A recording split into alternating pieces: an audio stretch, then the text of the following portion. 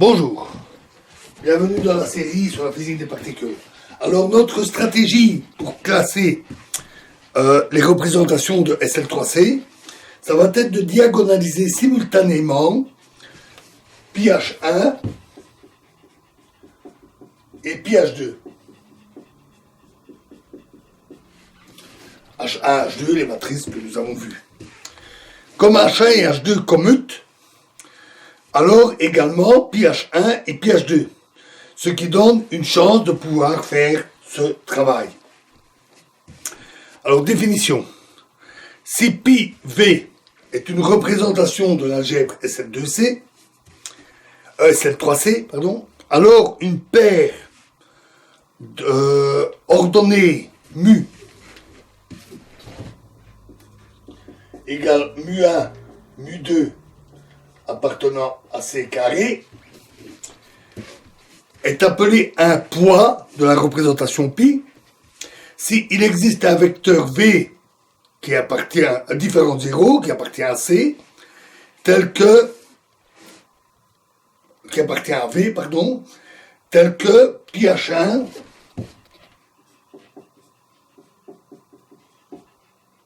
V est égal à mu1V et πH2V égale mu2V. Le vecteur V est alors appelé un vecteur poids correspondant au poids mu.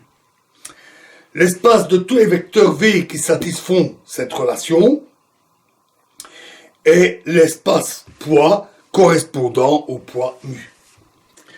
Donc mu est en fait une paire de valeurs propres simultanées de πH1 et πH2. Alors, proposition. Toute représentation de SL3C a au moins un poids. La démonstration n'est pas très difficile, puisque on est dans les complexes, alors πH1 a au moins une valeur propre mu1. Soit W inclus à V, l'espace propre pour πH1 avec la valeur propre mu1. Calculons avec W appartenant à V, πH1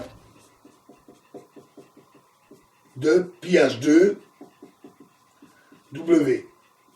Comme il commute, c'est égal à πH2 πH1 W. Donc égal à πH2 mu1 W, et donc c'est mu1 πH2 W. Donc πH2 W est ou nul ou un vecteur propre de πH1 avec la valeur propre mu1. Donc ça veut dire que W est invariant sous πH2 qui peut être vu comme un opérateur sur l'espace W. À nouveau, on est dans les complexes, donc il doit exister au moins un vecteur propre avec une valeur propre mu2 pour πH2 dans cet espace W, pour la restriction en W. Donc, un vecteur propre W. Et donc, petit W est un vecteur propre de πH1 et de πH2 avec des valeurs propres mu1, mu2. C'est QFD. Ensuite, toute représentation pi de SL3C peut être vue par restriction, comme on l'a vu, comme une représentation de la sous-algèbre H1, X1, Y1 qui est isomorphe à SL2C. Notons que si pi est d'aventure une représentation irréductible, sa restriction à ce sous-espace n'est pas nécessairement irréductible. On peut faire de même considérer la restriction à H2, X2, Y2. Donc, proposition. Soit pi V, une représentation linéaire complexe de dimension finie de SL2C, 2CIC, égale à la génération par HXY, que nous avions vu. Alors, toutes les valeurs propres de pi de H sont des entiers. Alors, démonstration. V se décompose en une somme de sous-espaces invariants irréductibles VI. C'est quelque chose que nous avions vu. Chaque VI doit être une des représentations irréductibles de SL2C que nous avons classées. En particulier, pour chaque VI, pH peut être diagonalisé et les valeurs propres de pH sont des entiers. Donc pH peut être diagonalisé sur l'espace complet V, qui est la somme de tous les VI, et tous les vecteurs propres, toutes les valeurs propres sont des entiers. Corollaire, si pi est une représentation de SL3C, cette fois-ci, alors tous les poids de pi sont de la forme mu égale M1, M2, avec M1 et M2 entiers. Alors, démonstration est très simple, parce que si on applique la restriction de pi à H1, X1, Y1 ou à H2, X2, Y2, avec la proposition qu'on vient de voir, ça veut dire que les valeurs propres correspondantes sont des entiers, et donc mu égale M1, M2 sont avec M1 et M2 entiers. C'est QFD. Ensuite, la suite de notre stratégie va être maintenant de partir d'un vecteur propre simultané de pH1 et pH2, puisqu'on sait qu'on peut le construire, puis d'appliquer les PXI et les PYI.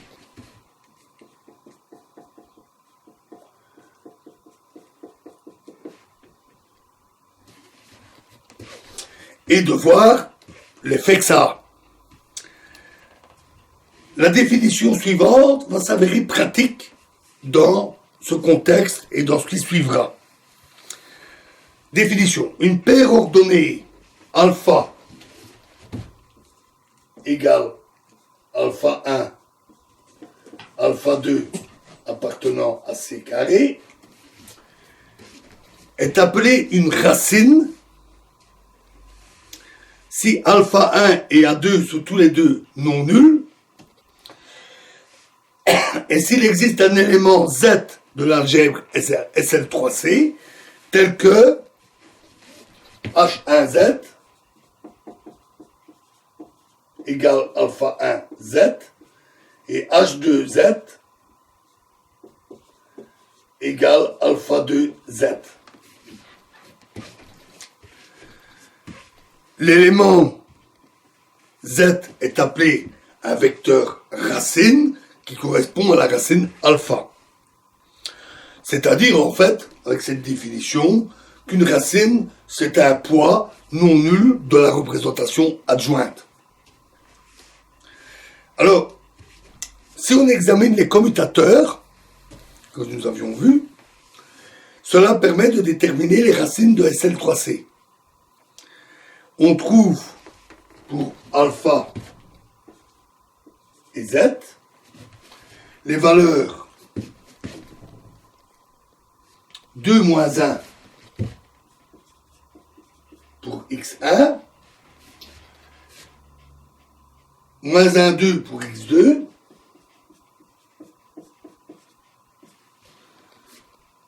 un pour x3,